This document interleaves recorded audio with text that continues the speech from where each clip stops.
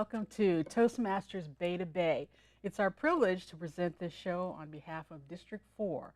Our district stretches from San Francisco to Monterey. We present a program that helps people overcome fear of public speaking, learn how to present themselves in public.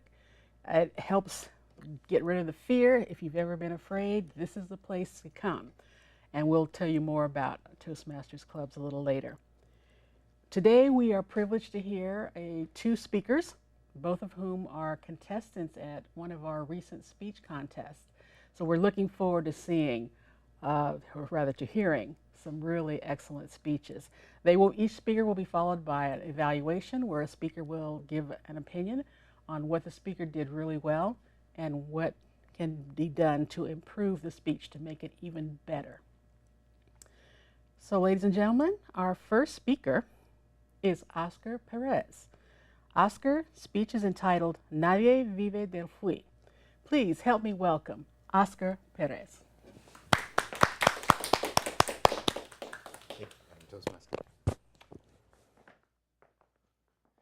Nadie vive del fui, teacher, Rosa said. She was one of my students at a nonprofit where I taught English as a second language in Providence, Rhode Island. Loosely translated, Nadie vive del fui means no one lives by focusing on who they were. Rosa's words struck a chord deep within me. When I was in my early 20s, I was incredibly successful at destroying my life. One night, after having too much to drink, I got in my car to go to a friend's house. On the way there, suddenly my car died. I was approaching a bend in the road when the wheel locked up. I tried to turn the wheel, but it would not budge. I stood on the brake with all my weight, but the car kept skidding forward. It lurched over a curb, slammed through a fence, and came to a grinding halt. My body was flung back against the seat by the impact of the airbag. I stepped out of the car to see what I had done, and I knew that was it. The car was totaled. It was not going anywhere, just like my life was not going anywhere. For the past 2 years, my life had spiraled out of control. I was lost in a labyrinth of depression and rage. I sought relief by getting out of my head. So I did what so many angry, rebellious, and heartbroken people do. I drank.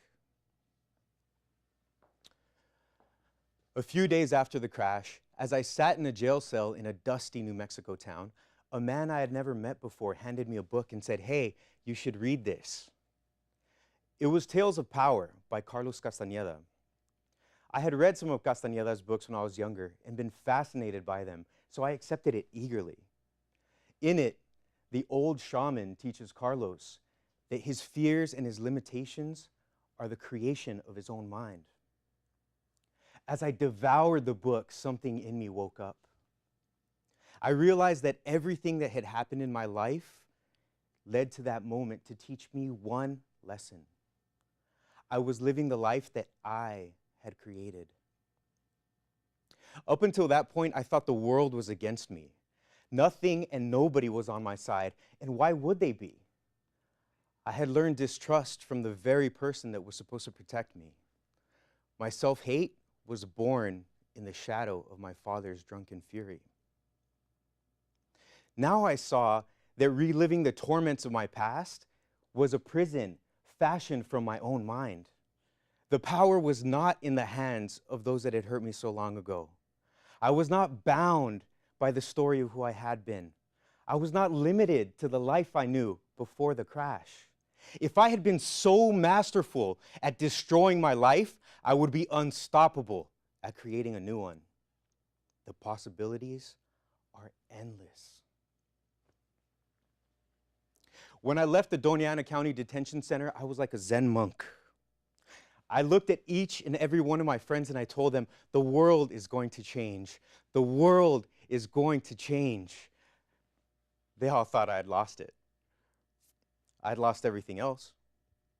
My education, my car, my job, my freedom. But I knew something that they didn't know. The world we live in is the product of who we are and what we believe is possible. If I can change myself, I can change the world. I was ready to do the impossible. I went from being a dropout to being on the dean's list. Within a few semesters, I was selected to represent the state of New Mexico for academic excellence. In the years that followed, I learned 2 new languages. I became an accomplished martial artist. I traveled around the world. I lived in 2 different countries on 2 different continents. You know that statue of the Christ that overlooks Guanabara Bay in Rio de Janeiro? I climbed that mountain with my bare hands. 9 years after the crash, almost to the day, I stepped on stage to receive my PhD from Brown University. I am the first person in my family to complete college. A little over a year later, I broke a teaching contract with Harvard University and moved to California. Today, I dedicate myself to coaching young people through the same types of depression, self-hate, and rage that almost cost me my life.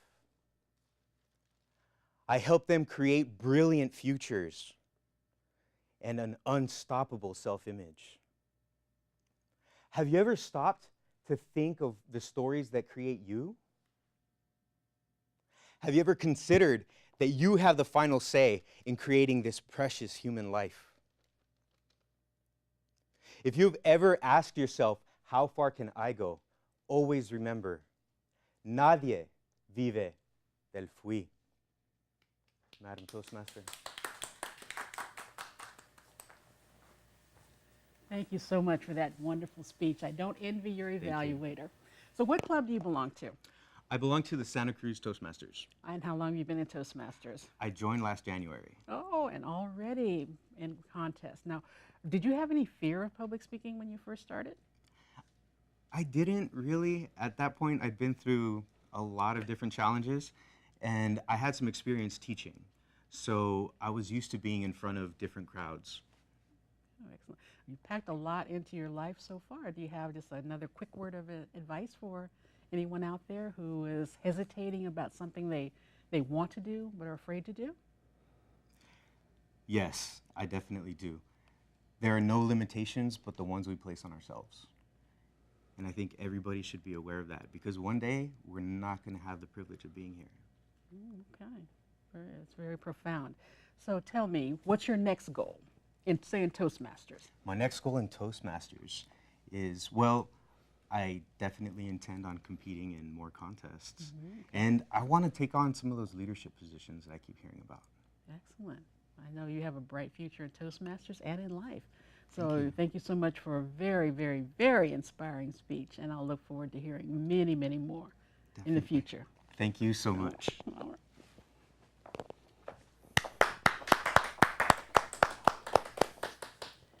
And now, to evaluate the speech that we just heard, I'd like to introduce our first evaluator, Trich Gray. Please help me welcome Trich Gray.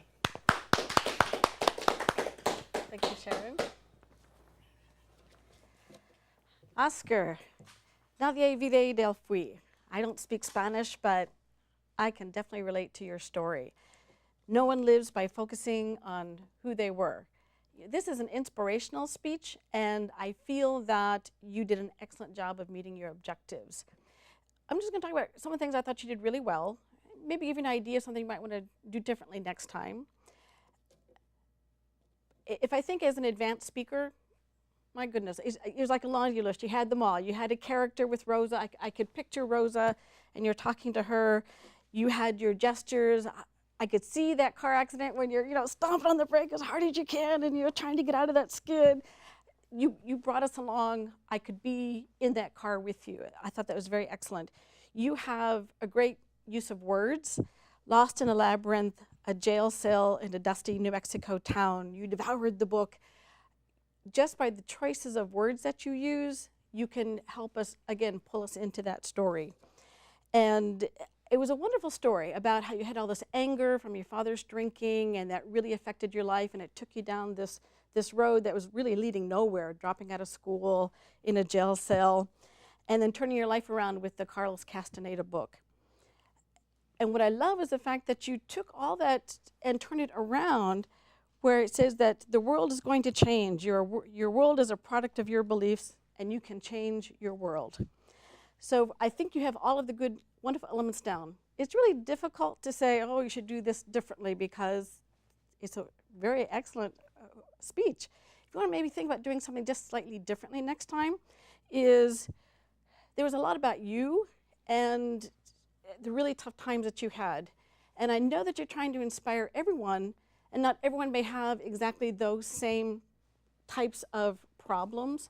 Perhaps if you could generalize the section where you were talking about, you know, living the problems you had with the anger, maybe try and relate it to a larger audience to draw more of us in. That would be the only thing I think you might want to think about doing differently next time, because I found it as a very wonderful, inspirational speech. Thank you very much.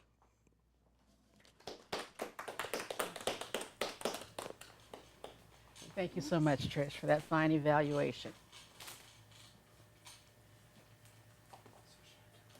Now, ladies and gentlemen, you are about to get a little bit of a peek into an actual Toastmasters club. For the next few moments, you'll be looking at Next Step Toastmasters. Next Step is an advanced speaking club that meets in Santa Clara monthly. I happen to be a member, so the things that you will see are just a small snippet of what goes on in a Toastmasters club. So please enjoy the next few moments of Next Step Toastmasters.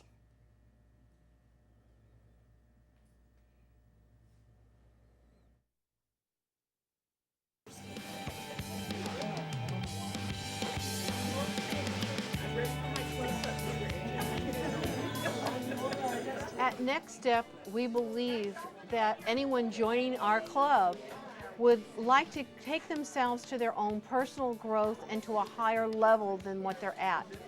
This is a person that's seeking to go higher in their advancement of speaking. Basically what they're looking for is a little bit more of a tougher standard.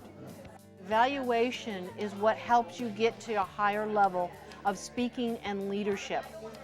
When the speaker comes in and says, I want to be good enough to win international contests, we give them the honest, direct feedback on what we believe will take him to that level. Before the speech started, I asked Vani, so now what do you want out of this? Why are you repeating this, and what do you think are your strengths and weaknesses? So he gave me his impressions, and I promised, okay, I'll do my best. And here's what I observed in his speech. So that's the flip side to that would have been the structure, where it lacked a clear beginning, a body, and the end. I heard a lot about you, I learned a lot about you today, but I thought that it could have a really clear, concise. What I really liked about your speech was the stories came from your heart. The story about your sister, the story about your Toastmasters journey, as I would have expected from a competent speaker like yourself.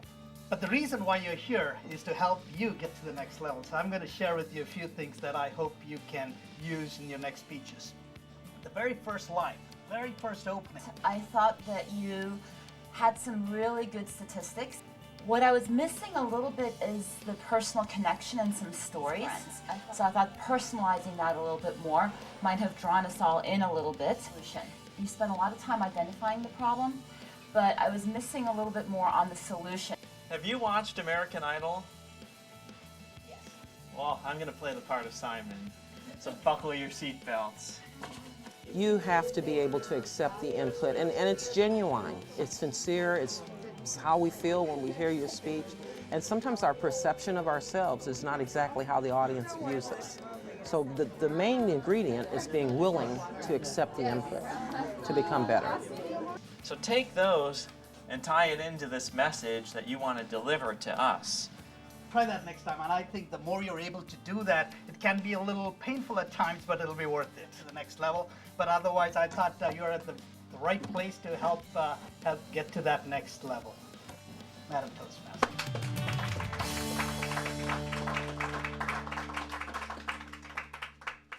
Welcome back. I hope you enjoyed those moments with Next Step. As I said earlier, both of our speakers today are contestants in one of our speech contests. And our second speaker, Ron Pong, will be giving a speech entitled One Fall Away. One Fall Away. Ron Pong. Thank you, Madam Toastmaster. Do you ice skate, ski, rollerblade? Do you remember the first time you tried? You arrived at a huge studio. The sign above the door says ice skating. As you open the front door, a blast of cold winter wind chills you to the bone as you leave your summer warmth. Inside, the vastness of the ice reminds you of Antarctica. You put on your rented skates, get on the ice, push off, and rapidly take a seat on the ice. Madam Toastmaster, fellow Toastmasters, and you who want to succeed in life, it's always better to go diving in a swimming pool, not an ice rink. That was my first experience ice skating. It was one of those corporate team building events. As I got up from the first of many falls that I would take that day, a colleague skated over, an experienced ice dancer, who came and said, "I see you've already met the Ice Queen." "Yeah, she has an icy personality and a real hard disposition." He said with a chuckle, "I can help you." And I said, "Great, any help you can give me would be greatly appreciated." So he got behind me, took me under the arms, and he and I skated around the rink as I attempted to lean back and do the backstroke. For some reason, I still thought I was in a swimming pool. After about 5 minutes of skating around that rink, he stopped and said, "Okay, Ron, you have the general idea now. I want you to go and try some things on your own and you'll get it." And he skated off to help other new skaters. During that first hour, I hugged and kissed that ice so much everybody thought the Ice Queen was my girlfriend. We danced cheek to cheek. But during that first hour, a little voice came up in my head and said, "Ron, you're not cut out to be an ice skater. Go sit down on the sidelines and have a soda with your friends." But then another voice came up and said, "Ron, listen to your colleague. You can do it. You can do it. You can make it. Keep trying." At the end of my 3-hour ice skating adventure, my feet were blistered, my ankles were real sore, and it took a very talented chiropractor to put old Humpty Dumpty here back together again. But during that 2 to 3 hour period, a transition happened. And in that last hour, I had skated by myself, unassisted and without holding the rails by myself. I had worn out failure. The lesson from my ice skating adventure is best demonstrated by a poster I once saw at my dentist's office. It had a picture of a stork with a frog in its mouth. The stork was about ready to swallow the frog for dinner, but the frog had its hands firmly around the neck of the stork. And at the bottom of the poster it said, "Never give up." Unfortunately for me, I did not learn that lesson right away. For you see, the company that I was at when I went ice skating 6 months later had gone under. I searched in vain for another high-tech job, but there was none to be found for somebody with a chemistry degree and only 9 months of experience. So I settled for a job that really was not right for me.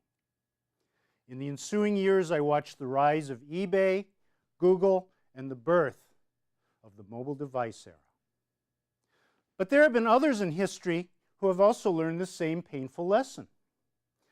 In his classic book, Napoleon Hill wrote about a man named Darby who, during the gold rush days, caught gold rush fever. He and his uncle bought a bunch of digging equipment and moved out west, and sure enough, they found a vein of gold. But just a few carloads short of profitability, the vein disappeared. They dug and dug and dug desperately, looking for the rest of the vein, but it was nowhere to be found. Bewildered, broke, and broken-hearted, Darby and his uncle abandoned their claim, sold all of their digging equipment to a junk dealer, and went home. The junk dealer hired a geologist who said, "That vein runs through a fault. The rest of it is probably only 3 feet deeper." That junk man went on to dig millions of dollars of gold out of the remainder of that vein. Upon hearing about his folly, Darby became very, very, very upset with himself and swore he would never, ever, ever give up again until he got exactly what he wanted. And indeed, he went on to make millions of dollars in business. Like Darby, I gave up on my high-tech gold vein too soon. And like Darby, I am now in business for myself. There are times that I want to quit, that it just seems like it's not working. But then I remember the bitter lesson of Darby and my ice skating adventure. And I keep going, and indeed now my business is beginning to turn. But what about you? What dreams, what goals, what visions have you given up on just shy of success? Let's no longer from this point on give up on our dreams. Let's go ahead and let's fall and get up and do that repeatedly toward our dreams. Let's skate toward those dreams, because soon we will be only one fall away from success.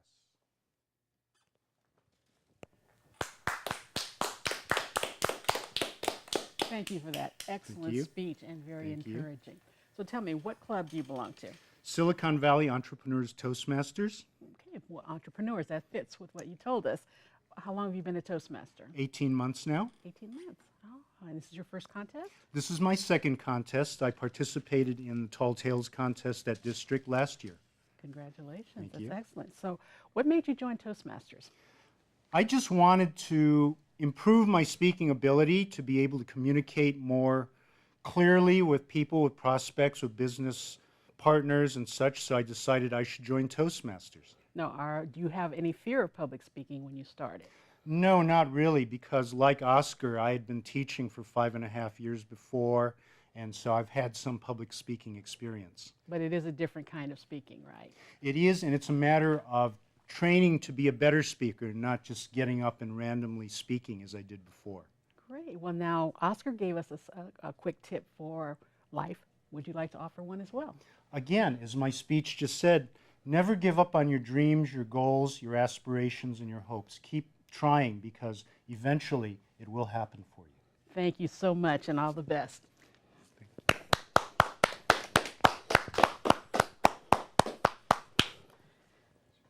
Thank you for that fine speech. Now to evaluate Ron's speech, one fall away, please help me welcome our second evaluator, Aleks Aris. Aleks Aris. Madam Toastmaster. Thank you, Ron, for that great inspirational speech. So I would say that you indeed met the objectives of this speech, which is to inspire the audience by appealing to noble motives. And definitely you had a very important motive for everyone, which is to aspire to their great potential and bring that out in their life. And oftentimes that might be just one fall away, which was your title, which was a great title. And you indeed used some anecdotes, stories in your speech, and as well as quotes. Definitely the story from Napoleon Hill was great. And there was this analogy that you created between Darby and your high-tech gold vein that you might have given up too soon. In the inspirational literature, it is known that there is great success sometimes after great failure. And you experienced that as well, as you have demonstrated in your ice skating. So your gestures were very well done and went along with your speech very well. So that helped the audience to connect to you as well. And then there was this